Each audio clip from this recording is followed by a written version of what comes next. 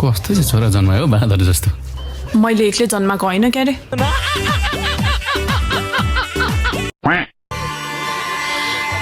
मालती त्यो पैसा जस्तै भाग्यमानी हुन पाए त म पनि कति चाँजोमा बस्थेँ अघि। तेरी नमुरा तक्लु तेरी बुढीकोमा गएर घुस्न। मलाई तपाईँ इन्स्टा चलाउनुहुन्छ अनि तपाईँ फेसबुक पनि चलाउनुहुन्छ होइन? अनि दुई औँलाले म सबै कुरा चलाउँछु। समझ रहे हो? ए भेना किन हो माइली?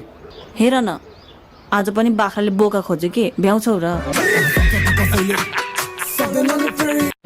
हात्ती जस्तो साललाई देख्नु भएन? के भयो आँखा? भेनासँग त्यसरी जिस्किने हो? ए त्यसो भए लाने हो त मलाई कान्छी बनाउन। अर्को साल त यत्रो घोडे छोरो जन्माइदिन्छु। महिलाको त्यो कुन अङ्ग हो जुन हामी खान्छौँ? समझ रहे हो? हामी खान्छौँ दिमाग।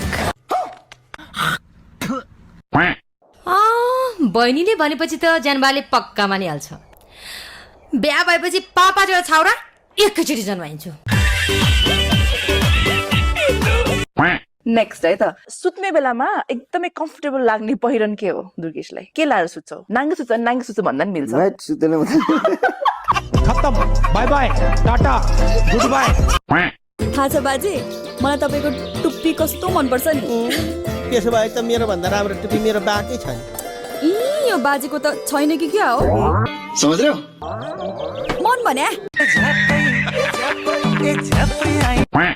रेखालाई जहिले पनि जे पनि छोटो छोटो मनपर्छ भन्छ नि हो? मनपर्छ जे पनि होइन।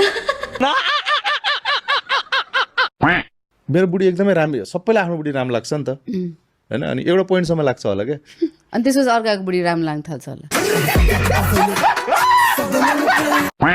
दुई पैसा बुद्धि नभएका केटीहरू के गरेर खान्छन् कुन्नी? छोरी बन्न पनि लाजै मर्दो। यी दुईटा खुट्टा पसार्छु, हातले डम डम मुसेर खान्छु। जतिखेर मलाई त्यतिखेर आउँछु। तपाईँको चोइस अमेरिका कि नेपाल? मेरो चोइस त नेपाल हो जहिले पनि। अनि किन अमेरिकामा बसिरहेको? मेरो इच्छा। सिजन 1 र सिजन 2 मा चाहिँ हजुरले के डिफरेन्स पाउनुभयो? अलिकति डिफ्रेन्स भनेको चाहिँ भाइको अहिले लामो भएछ कि समझ रहे हो? कपाल। बिहान दिनको आहार मलाई भन्नुहोस् त। म बिहान 4:30 बजे उठ्छु। उठिसकेपछि म 3 गिलास मनतातो पानी पिउँछु। पानी नै हो त यो सबै एनर्जी पानीबाट हो। एकदम पानी। कागो पानी मान्छे, कागो पानी मान्छे। 50,000 देखि 1 लाखसम्म दिएको मैले। तपाईँलाई कति पैसा दिनुभयो जेनजीहरूलाई अथवा घाइतेहरूलाई ठ्याक्कै भन्दा?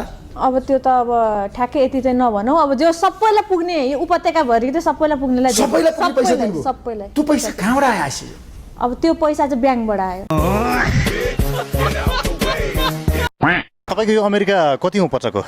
अमेरिका चाहिँ मेरो फर्स्ट टाइम हो। म यहीँ बसेर 6 इयर्स यहाँ बसेर फर्किसकेपछि चाहिँ युके युएस यताउति धेरै गयो, तर अमेरिका चाहिँ आउने जुरेकै थिएन कि। तपाईलाई जे कुरा सोधिन्छ त्यसको सही जवाब दिनुस्। हुन्छ बाजे हुन्छ। उहाँलाई श्रीमान भन्नुहोस् बाजे होइन। लोग्ने बितेको 25 वर्ष भयो। मैले उमेर त कसैलाई श्रीमान भनेको छैन। अब यो को न को मान्छेलाई म श्रीमान भन्छु।